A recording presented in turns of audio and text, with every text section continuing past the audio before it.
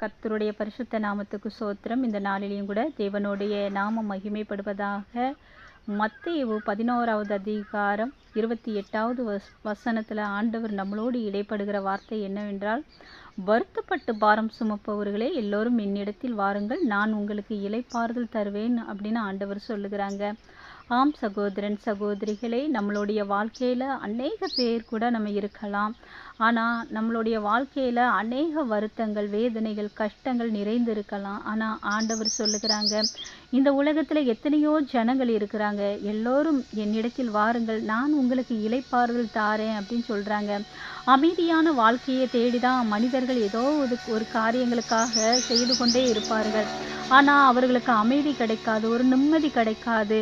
ஆனால் ஆண்டவர் சொல்லுகிறாங்க, உங்களுக்கு எந்த பிரச்சனை வந்தாலும் கூட நான் இளைப்பாறுதல் தருவேன் அப்படின்னு ஆண்டவர் சொல்லுகிறாங்க. அப்போ நம்ம எப்படிப்பட்ட